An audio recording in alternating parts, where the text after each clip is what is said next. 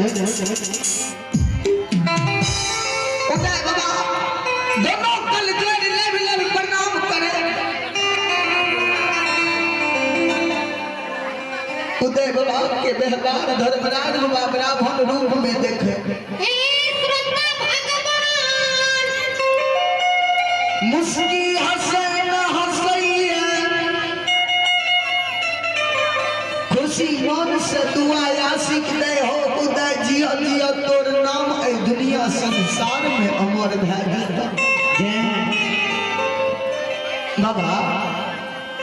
उदय बाबा कोमल वाणी बोले दोनों कल जोड़ में ये कहे बाबा आए कने कने आल रही है कहते हो उदय।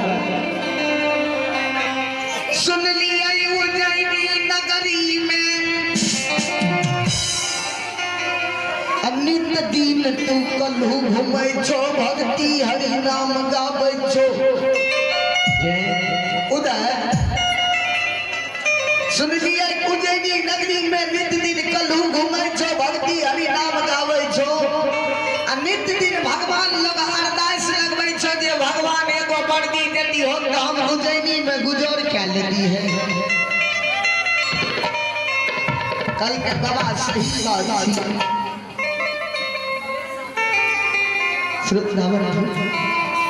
उदय बाबा उदय बाबा मामी सुने कहे बाबा सही बात है। उज्जैनी नगरी में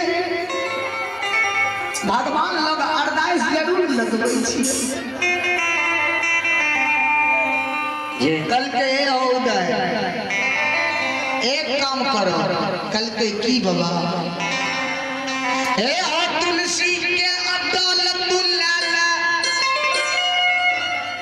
हे तुलसी ला तुलसी मुड़ी ला तू एक बेर सतनाम बोल जा। कल के बाबा से किया कल के उदय एक बेर तू भक्ति हरि नाम कह छला तू एगो वर्दी कहे छो तोरा अनलेख वर्दी ए उज्जैनी नगरी में देबो। कल के सरकार हमरा जे तुलसी दै छियै सतनाम बोलबाबै छियै आइ कोन बात छियै। कल कई तुलसी तोल ले तू सतनाम बोलो पनियारी गछ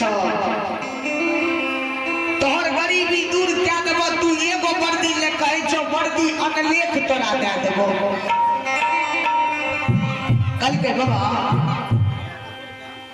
एक तो गरीबी अवस्था छे अपना से कलहू घूमै छियै तेल चुरा के माय हमर हित मन समाज में तेल बेचे छे।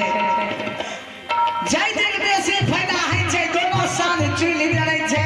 जय दिन कम है छे वही दिन बाबा उज्जैनी नगरी में एक साल खाई छियै एक साल भूखले सीख रही छी। हमरा जे तुलसी के दल दे के पनियारी गछाबै छो हमरा भगत गाबै लाबै छै बाबा। हमें जे पनियारी जाइ छेबै गाम दोसर गाम से डोली एते हम भगत गाबै ले जेबै।